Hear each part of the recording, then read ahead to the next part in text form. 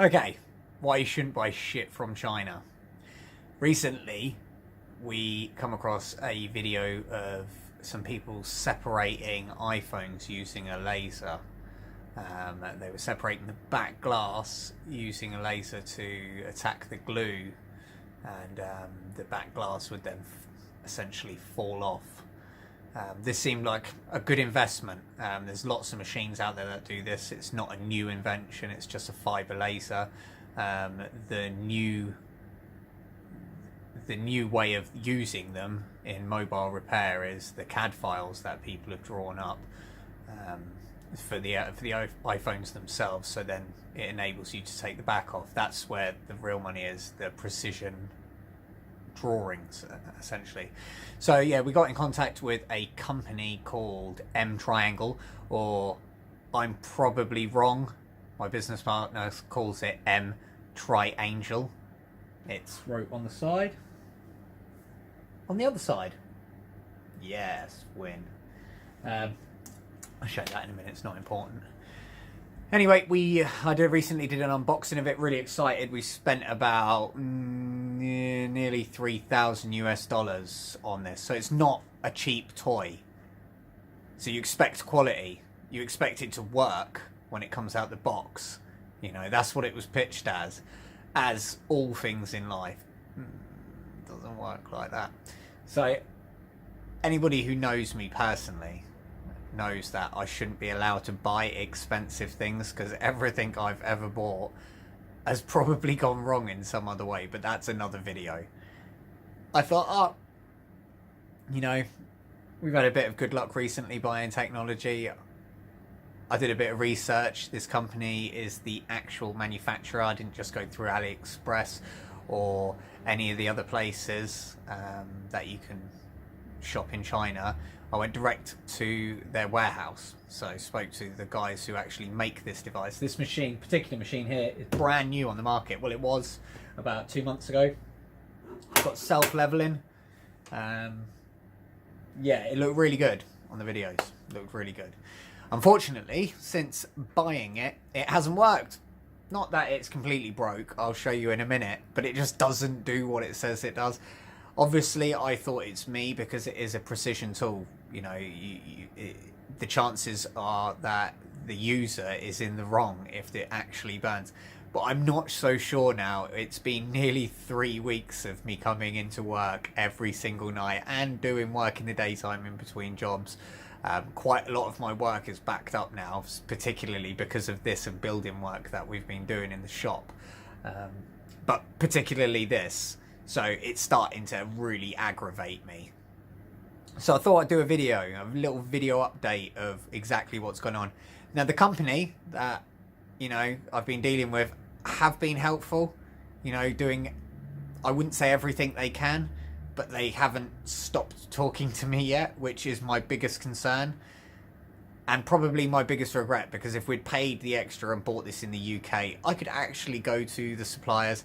Obviously, there's not the language barrier, which is not their fault, more our fault. But what there would be there is we'd be able to post it back for cheap. It's looking like we might have to send this back to China, which could cost over $400. It's about 50 kilos, so it's not, if you've watched the video, it's quite a big crate. Weighs a ton. So what I'll do is I'll get this set up and I'll show you where I've got to so far with it, and it's absolutely infuriating. If there's anybody out there, which I doubt it because there's not many people who watch these videos, but if there is and they know how to use this, please leave a comment. As it stands at the moment, I can't get it to do what it's supposed to do. It's supposed to come with these CAD files and burn a perfect outline of any phone that they've done a drawing of. So to give you an example, the iPhone X rear cover is what I've been trying to burn. Now, I've read the manual on this. I RTFM'd it, which is something that was back in the 90s when you used to ring tech support and they'd just put the phone down on you after saying RTFM, which is read the fucking manual. So I know that you need to do that first if you have a problem. I've read the manual and nothing in it. All of the settings they suggest, not doing anything. Slightly changing the outcome, but not doing what it's supposed to do.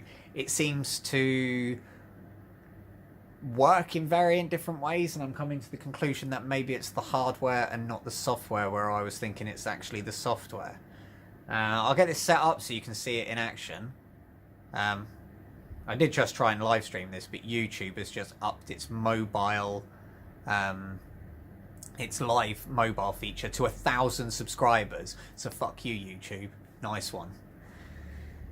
Okay, so we've got a program here. Let me get rid of this.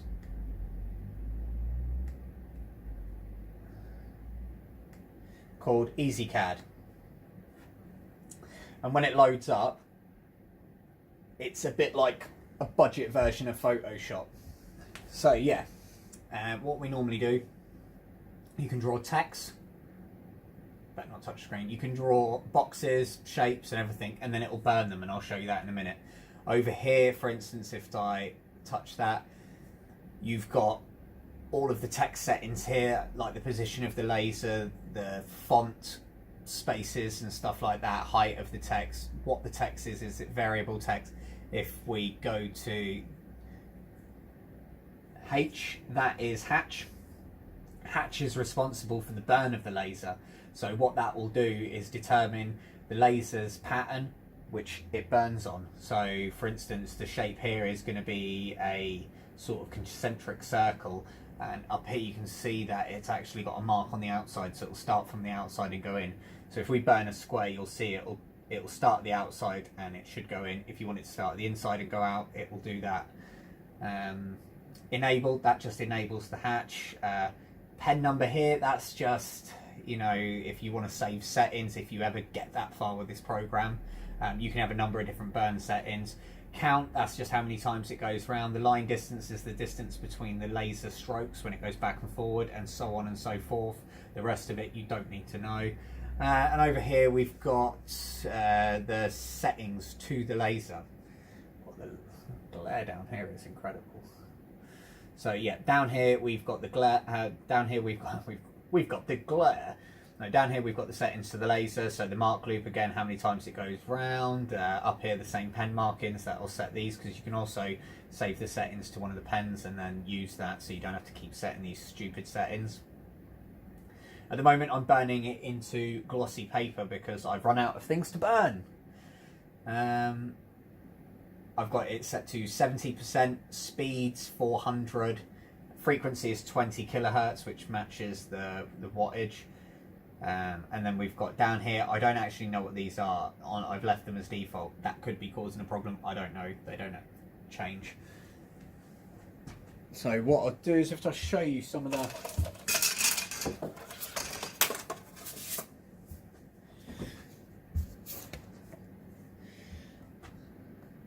So now you can see that there.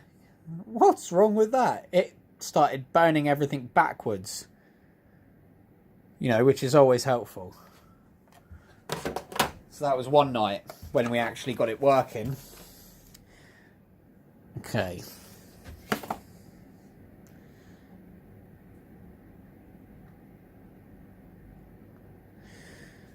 So you can see here the weird... So yeah, these patterns here, you can tell this one here is the NFC of the back of an iPhone, and it started doing half of it, kind of cut across there, did half the shape and then stopped. I managed to do a square here, but you can see again it started in the middle, did this twice and then missed out this bit. These are probably burn settings. Up here managed to do an actual square for once, and then lots of iFix Cycles, which is our local shop that we run. And what else? Is this another iPad? Okay, so you can see what it started to do there. So it kind of just filled in random letters. Is that a barcode? That was one of the successful ones. If you look at that, you can kind of see it in the light with the barcode. But again, if you look at the text at the top, what's that actually supposed to say?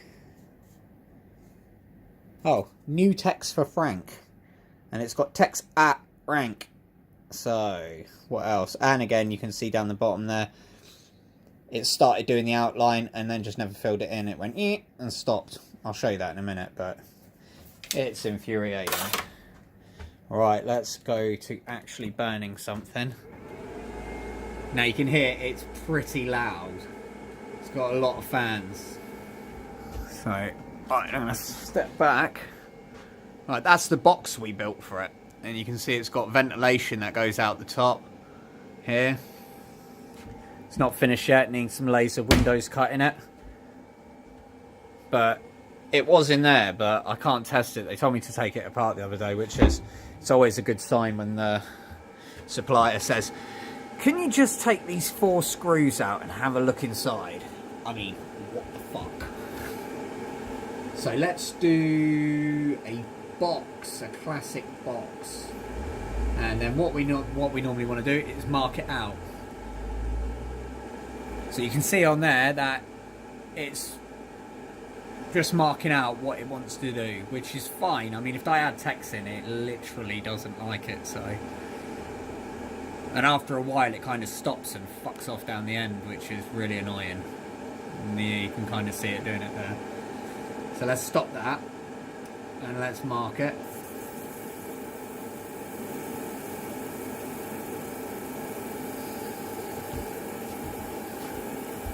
Hopefully it won't set the paper on fire.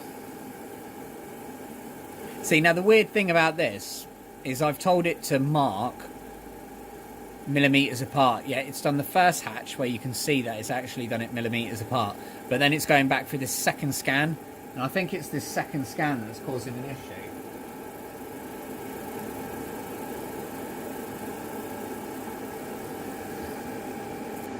Which is frustrating, really, because now you can see that is a good square. Yeah, that's. I mean, you can see on here, this was black. You can see where it's gone mad and just wrote stuff all over here. At one point, it just started like firing all over the place, which, when you've got a high-powered laser, it's not the best. Okay, so let's write some text. And we're just going to pick the same settings as we did with the square, because you know it. You never know, it might work. So let's try and burn both.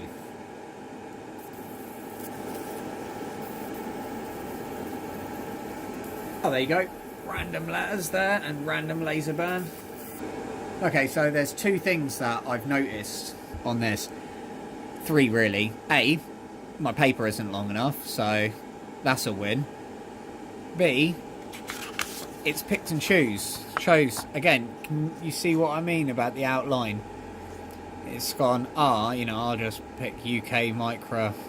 It did the outline of the box though, but didn't go back and fill it in. And then it did these 2 weird laser lines down here. What the fuck is that all about? You can see the box there. So that's the light. Now let's see if it lights the text. You can see that it's missing it and doing that random stuff there. So let's see if we can change. I mean, what the fuck's going on there? It's just got mental. What I will do, and then it's just stopped in the middle. So all I've done is I've changed that. Nothing major. Let's see if it makes a difference.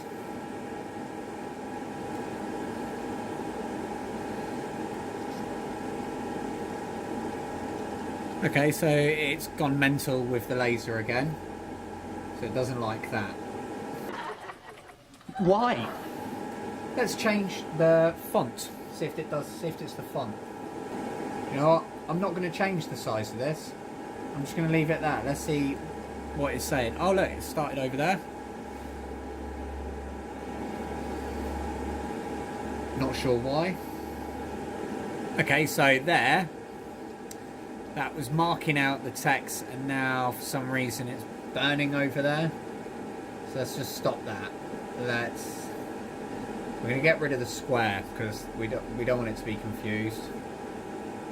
And then apparently the text has gone with it. Okay, so we're not going to go for Gothic because it clearly fucking hates Gothic. Okay, everybody likes The Simpsons, so let's go for Simpson. Okay, let's light it up. Okay, oh. Whoa. Okay. It kind of worked for a second. So what it's saying is it doesn't fucking like text. That's what I'm seeing. Give me a box. I'll burn a box. That's all you're getting. So $3,000 and I can burn a box. Okay, let's just burn it. Let's see what happens. Okay, so that was the outline. Let's fill it in. Let's see what it did there. Okay, so that doesn't look too bad. Let's bring you down. Let's bring you down so people can see. Let's go 400 and let's not burn the paper. So let's go 75, and we're gonna bring you up here.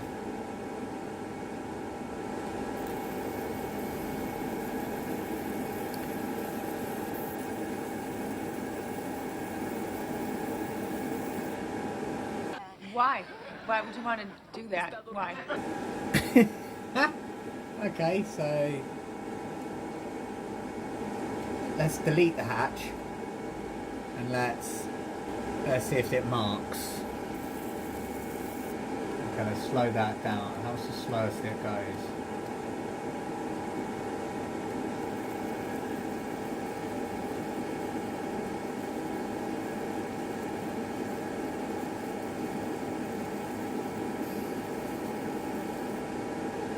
Okay.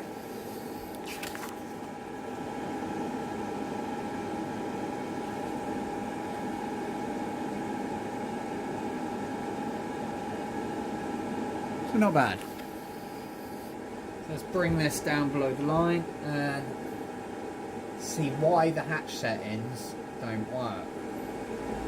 Okay, so we've hatched that normally. And I'm burning it slowly. Now you can see for some reason there it's decided that it doesn't like that. So I think what it is it just doesn't like the text that's built into this program, which is pretty amazing considering this program is meant to fucking work with lasers.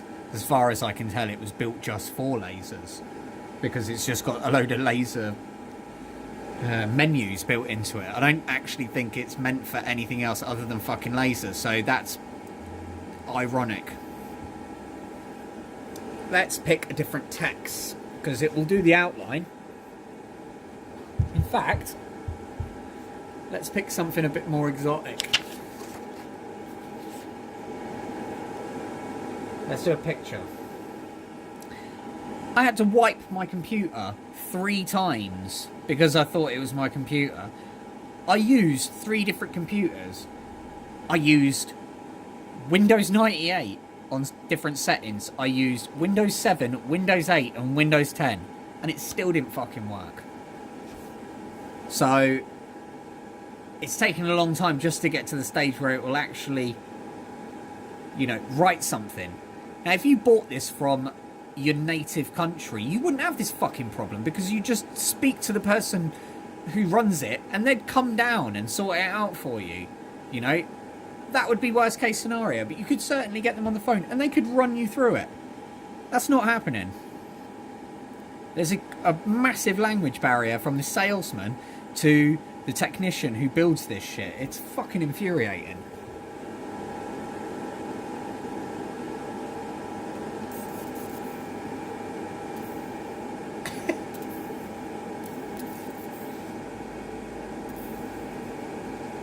It's doing well.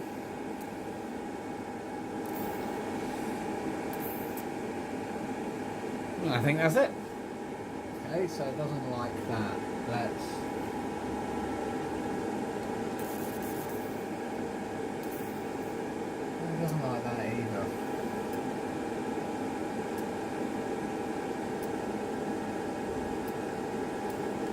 Okay, let's get rid of that.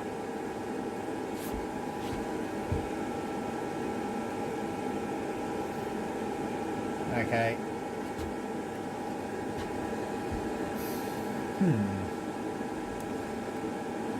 Let's see if that burns. Oh wow, I was hopeful then.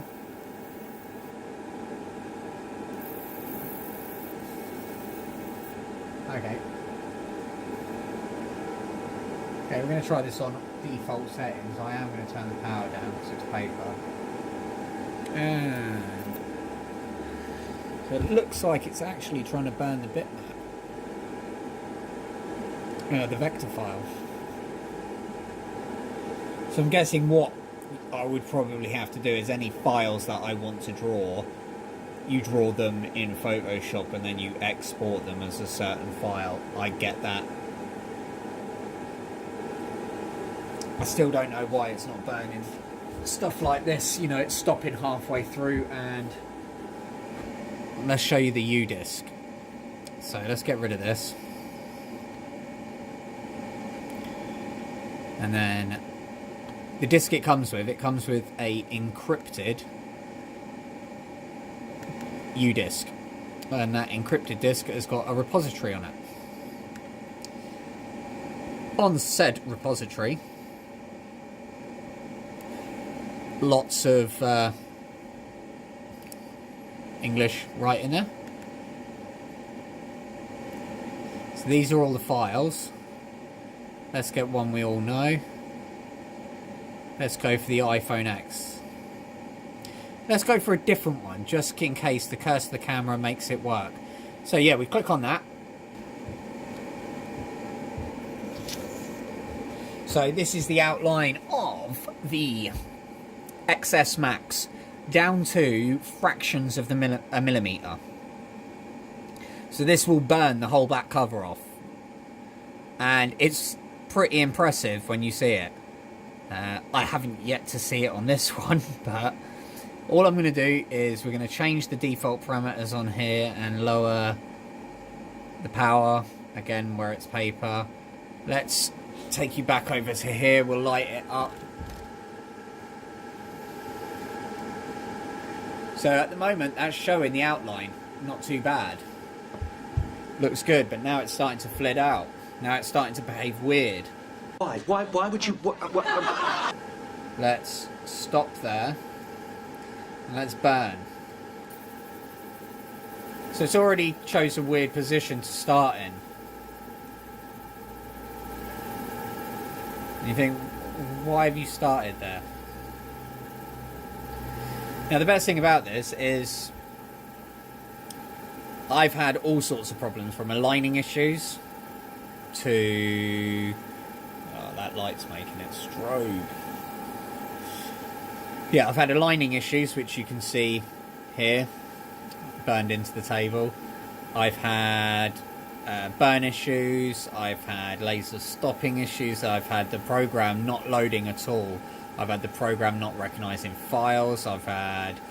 Oh, what other things? Just outrightly just refusing to even turn the laser head on without turning the light on. I've had it... Well, you've seen the random text where it just randomly fills in. Again, I mean, look at there. Why has it left that chunk out?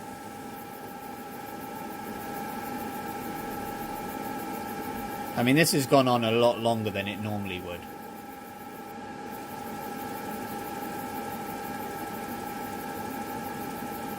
I mean, I really hope this curse of the camera, it'll actually do a full burn, because it'll be the first time I've ever seen one. And I have tried different files on it.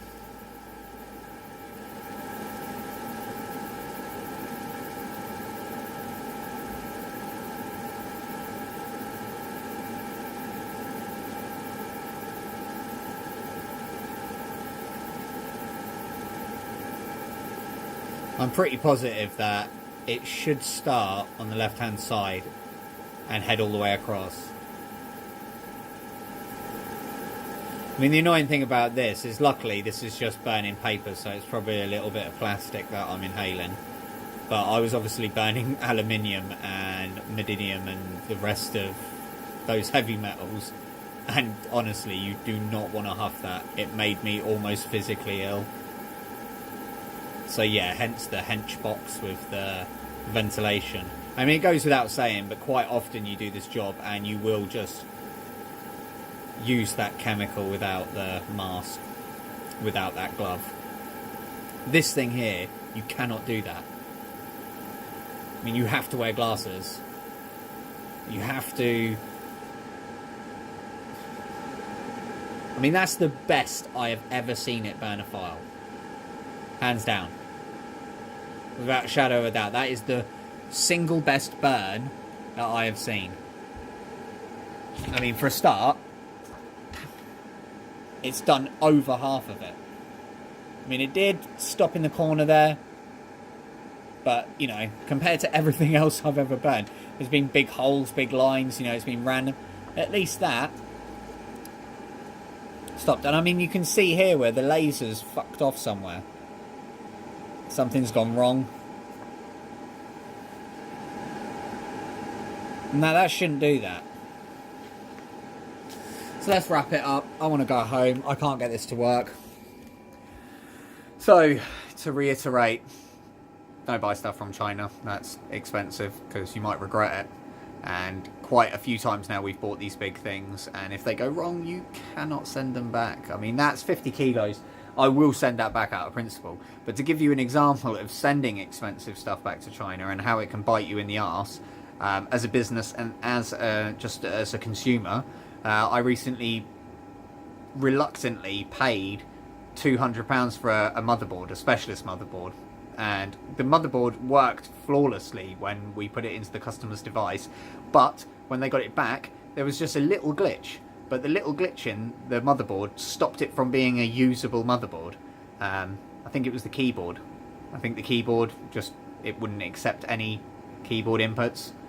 So there was something wrong with the input on the keyboard, whether it was a manufacturing default. Anyway, to cut a long story short, I sent it back recorded. Recorded delivery, signed for. Insured, and it got signed for at the other end. Days went past, didn't receive a email or anything, so we called the company, said, you've received our parcel, when are we going to get a refund? And they said, oh, we'll just go and check for your parcel. No, we haven't received it. So I sent them through a copy of the name, and they went, oh, that person doesn't work here. And I went, well, who's this person? How have they signed for it? I called the postal office. The postal office called the Chinese postal service, and they said that they delivered it to that address, and that a person at that address signed for it. So I went back to the company. I said, a person at your address signed for it. And they went, oh no, not here. Nobody signed for it here. Not here, my laddie. So I went back to the post office and I said, can I claim on my insurance? And the insurance went, no, because we delivered it. So I was like, okay, so what do?